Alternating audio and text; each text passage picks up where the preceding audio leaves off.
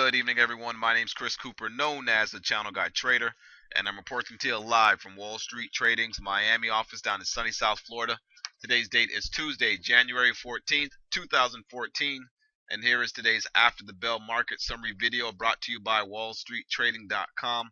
Just a quick reminder, if you have not been to the website yet, go check it out. There's a lot of free, informative information on the site. At the same time, if you're interested in learning how you can trade with our firm, or take our education course, you can contact me at ccooper@wallstreettrading.com or via the contact us button on the front upper right hand side of the home page. Aside from that, let's go and take a look at this market, guys. What an interesting day in the markets. The market's reversed.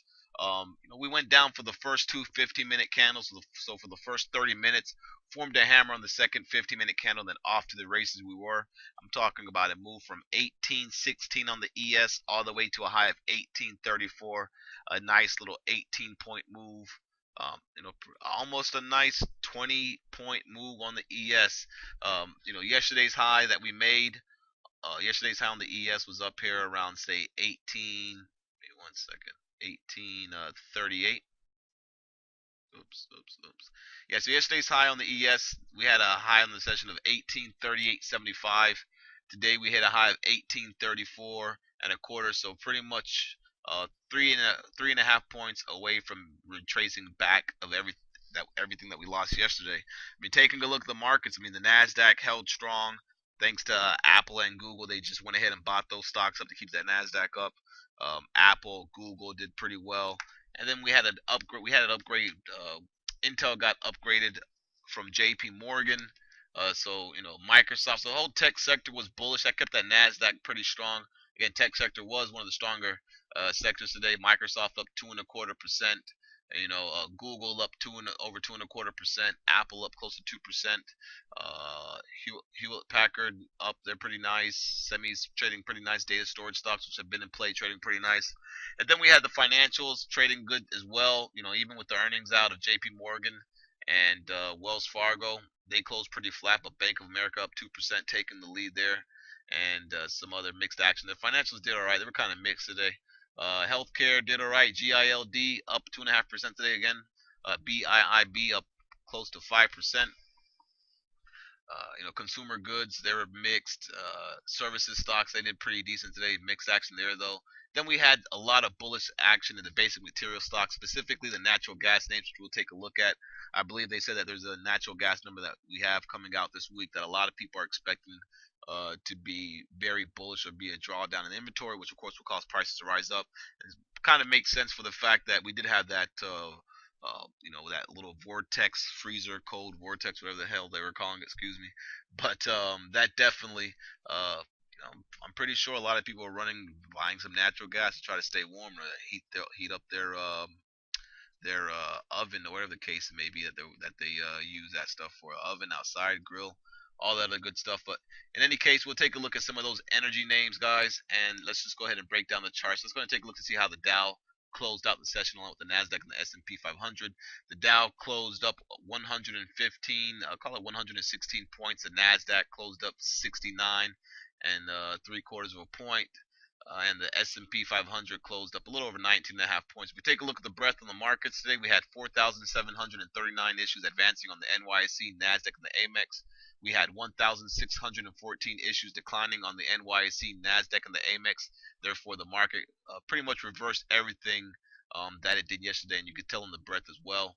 It's not like the market traded up, and some of these stocks were kind of mixed. No, a lot of the stocks closed above, or at least broke above their previous day's high on the sell bar. So we'll see some of those charts. I'm pretty sure today. New highs, 356 issues making new highs. 31 issues making new lows. Let's go ahead and break down the chart, starting off with the S&P 500. I want to make this a quick video, just covering a couple of different things that we saw today. So on the SPY, we're just trading in a range. This 182 level that was acting as resistance before is definitely now acting as support.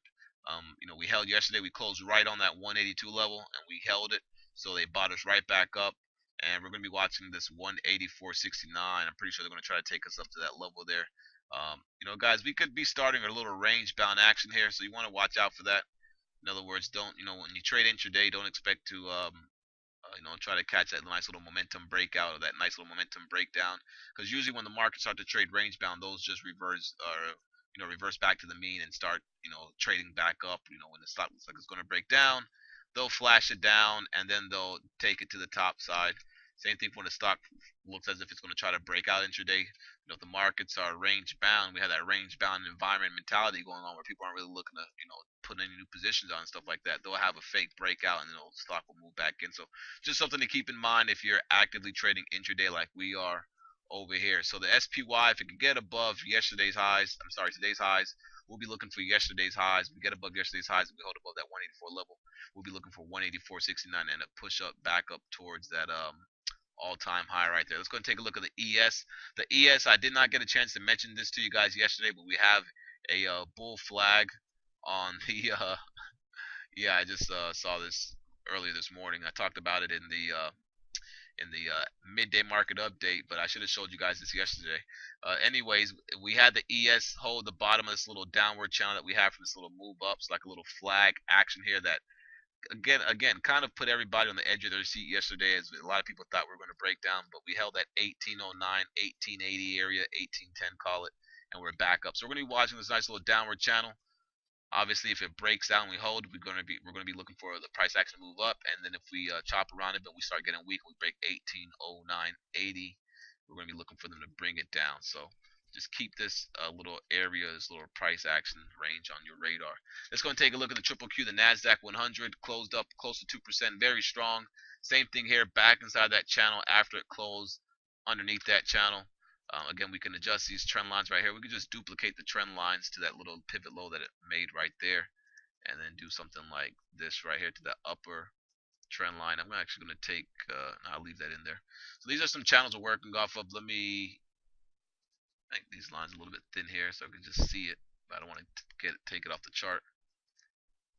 And there we go. So the main channel that you can have on the triple Q, the Nasdaq 100 here.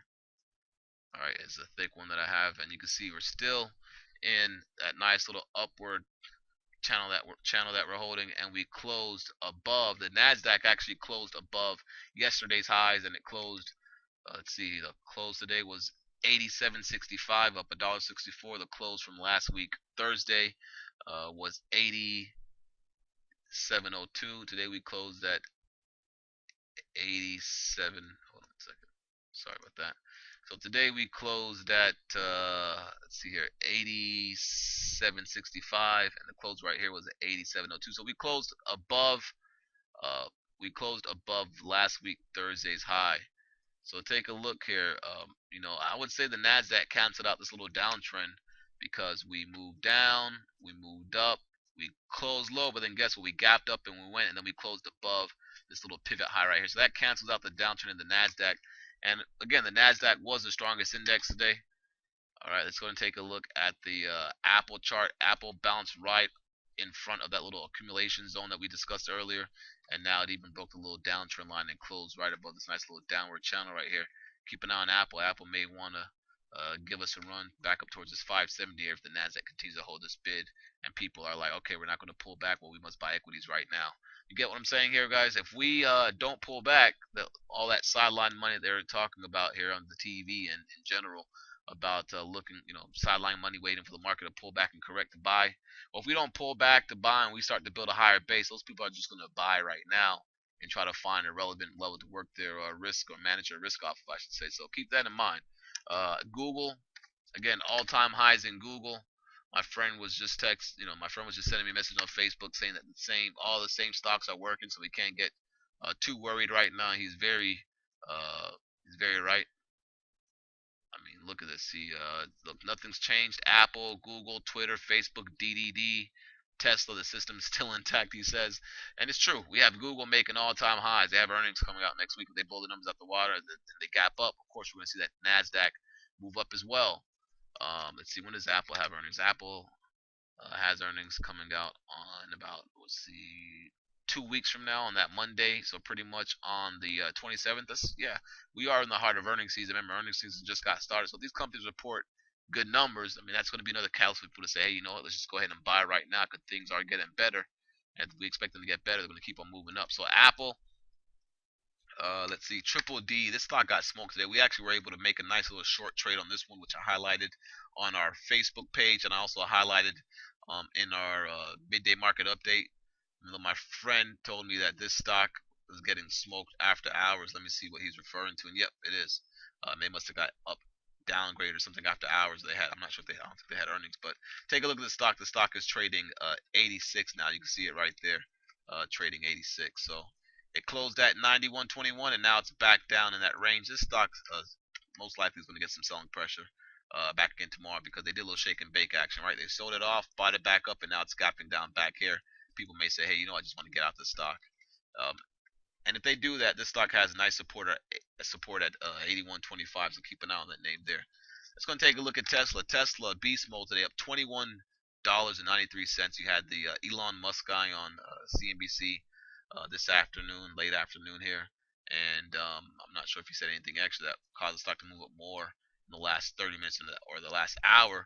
But you can see the stock broke this little trend. Well, actually, yeah, closed right above this little trend line resistance right here. We closed above this resistance right here, 155, and this is definitely a pivot low, a higher pivot low from these little pivot lows that we have actually, yeah, down here. So Tesla, nice move up today, nice volume. Stock looks like it's getting ready to start making its way back up, I would say, towards this gap fill area up here towards 175, 180. Of course, it's not going to happen overnight, but definitely I'm pretty sure this stock's going to have a bid where people are going to be looking to buy the dips going forward or buy the dips on key levels. Let's see. Another stock, Facebook, Twitter. I mean, Facebook still holding its highs. Actually has like a little tight little pennant pattern action going on here. So keep an eye on Facebook. They have earnings coming out the week after next week on the 29th. Let's see, Twitter. All right, Twitter not so good right there. Not all that. Not everybody's looking at Twitter. Pandora moving. Let's see what LinkedIn's doing. These online stocks. LinkedIn inside day, but keep an eye on this one. If that Facebook starts to move back up to new highs, keep an eye on the LinkedIn. These internet companies or online companies I should say. Excuse me, guys, talking too fast. Trying to get this thing over with for you guys here. So let's go and take a look at the IWM. I did not get a chance to cover that. IWM still holding this nice little high base, and when this thing does break out, since everything's still intact, our target is up here towards the top of the channel. Um, should have watched this a little bit closer yesterday because look, we flashed below it, but we did not close below that range. So IWM is still holding pretty nice intact here. Remember, we have a nice little up move, sideways consolidation, usually indicative of a move higher. So if we get a break over 116 with some nice volume, this thing could get going here. So let's keep that on the radar. What else do I want to cover today with you guys? See, Google talked about that. The banks, Goldman Sachs, still pulling back. Earnings on Thursday, it looks like. Thursday before the market opens, that's going to be pretty interesting. We'll see how that trades. Wells Fargo, they came out with their earnings today. Let's see what it was looking like here. 98 cents or so estimate. They reported $1. So they actually did pretty well in their earnings numbers, and the stock sold off a little bit, then bounced back up. Again, I haven't looked thoroughly through the numbers, so don't quote me on what I just said. As far as the earnings per share, they beat on the bottom line there. All right, let's take a look at. Let's see, what's the other one? J.P. Morgan. They had some numbers that came out today as well, and this stock still looks pretty weak, guys. Look, closed on its low. It doesn't look like it's the most favored bank out there. So if you are looking to short something and looking to short the financials or a financial stock that's overbought, you should look at J.P. Morgan. Looks like it wants to come in a bit. What else? What are some other momentum names that a lot of people were talking about today or calling out in the room? I like the fact that Intel got upgraded today. These semiconductor stocks have been creeping up a little bit higher, but Intel finally got some juice. A lot of people like to trade Intel when they're looking to participate in some sector movement in the semis. Intel, nice up move, nice little downward pullback flag channel. You can work your Fibonacci extensions from this target, and this leg, and get some targets. So let's go ahead and take a look to see how that's looking there. Fibonacci extensions, this little pivot low, even maybe this one down here, but I would work off of the most recent one, this one, to right here to right here. Gives a target of 100% of that move. Gives a target back up towards these highs around let's see, August of 2012. So what are some other semiconductor stocks that we've been keeping a close eye on? Clack, excuse me, Clack caught a bid today as well. Still trading in a range, still a little shakeout below that 62. So anybody that's short Clack below 62, these people are stuck in their losing position right now if they're still short. And if Clack triggers above these pivot highs up here, I would say above what 64.50, 65, this thing can maybe catch some traction. You have Clack, you have Qualcomm, which gapped down today to the bottom of the range they bought it, so it's still trading in that range, holding steady there. All right, Bank of America. Let's forgot to go over that bank right there. Bank of America held up pretty nice today. Showed relative strength to the other banks. Keep an eye on this bank tomorrow. If they trigger over today's highs or yesterday's highs, actually they have earnings. They have an earnings report coming out tomorrow around in the morning time there, and they have a conference call around 8:30. So this stock should be moving uh, a lot tomorrow with some heavy volume, I'm pretty sure. So keep an eye on Bank of America. The financials look like they're going to be in play for the rest of the week. So if you're looking and you're trading intraday, you should be focused on some of those financial stocks, folks. GILD, nice and steady, trading tight up here. Breakout over 76 whenever it's ready to go. It is forming a nice little high base underneath that resistance level. Again, BIIB, which was on our radar before, tried to break out over 300, pulled back in. Now it's going back towards that level there. So Baltex, data storage stocks, Yahoo, nice move in Yahoo. Yahoo still holds this nice little tight high base action there. You can take a look at Netflix. Again, just going through some stocks here, guys. Netflix, still holding that 100-day simple moving average. Um, looks pretty, yeah, looks pretty mixed. I mean, there's other trades that are better than this right here. I'm pretty sure a lot of people are going to wait till they have their earnings report come out, which is on the 22nd of this month. All right, let's go do a little quick recap on the energy names. I'm not going to go through the precious metals. The precious metals, all I could say on those is that they did bounce up a little bit today, but they got smacked right back down. I mean, just take a quick look what I have zoomed in here. They have gold right here. Gold, traded higher, broke this little downward bullish channel we had drawn in the chart, but then uh, you know, sold right off once the market started catching momentum. Is that safe haven, I guess, trade that everybody was putting on? They took that trade off and went back to cash or back to buying some of these equities. Same thing for silver. Silver broke out above that 2050 level we've been talking about. Hit 2067, then reversed right back down. All right, at least we know there's some people that are involved with these prices, right? So if they're involved in those prices, they're either one, going to continue to hold them, or two, they're going to have to get out of them, get out of those commodities there if they took those trades. If we continue to sell all the way back down and give back this nice little recent short-term momentum that we've been catching in these metals, so we'll keep an eye on that. I will go over those charts tomorrow. You can see the action right here on the currency, pretty much mixed, right? Euro and the dollar sideways. TLT, what did the bonds do today? The bonds traded down a little bit, got rejected right here.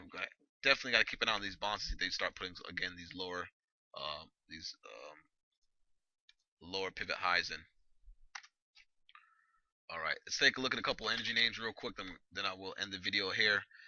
APC finally breaking out this nice little tight accumulation range between 78 and 80. If this thing has fall through tomorrow, you definitely want to keep an eye on that. And I'm definitely going to set my alert right now on this name so we don't miss that if that does go off there. What else are we looking at here, folks? EOG, another strong energy name that looks like it's shaping up pretty well. Possible little mini cup and handle pattern going on here. You got your little cup, you got your little handle action. This thing triggers through 170, 175, or sorry, 170. You should be able to catch a nice little momentum trade here through that number. Up move, sideways action, looking for that base to hold and looking for a pop up there. This one triggers along over 169.15, call it. I would put it at 169.15 for an alert there. SWN. Again, this nice little bounce here. Just take a look at these names, folks. DVN. Little bounce there. CHK. RCC. RRC. RRC guys, I like this name. It's shaping up. It's actually shaping up a little bit better now. If this name, they have earnings coming out, but this name starts to hold back above 82.50, I would start looking at some call options in this name right here, or some some long opportunities here, because this name has been trading in a range all last year between 74 and 82, and 82 is the top of the range. So if it starts holding above 82, this thing could be at 84, back at 86. So keep an eye on that there. And that's about it, folks. I could talk on and on about these different names, but again, today's going to be a day that the people that were looking to short yesterday, they're going to have to wait tomorrow to see what happens. And the longs are going to be hoping for some fall through action. And the people that are short versus yesterday's highs, they're going to be hoping they don't get stopped out. And if we do break above yesterday's highs, that 138.75 level, call it 139 and hold, we're most likely possibly could be at the back at the all-time highs by the end of the week. All right, folks. So we'll see what happens. Hope you guys had a great day. We had a good short and triple D this morning that worked out pretty well, and we just stepped to the side on the equity stuff. A little bit of action in the ES end of the day, but really didn't make any cash there. Just pretty much flat. And that's about it, folks. Have a great day. Cheers.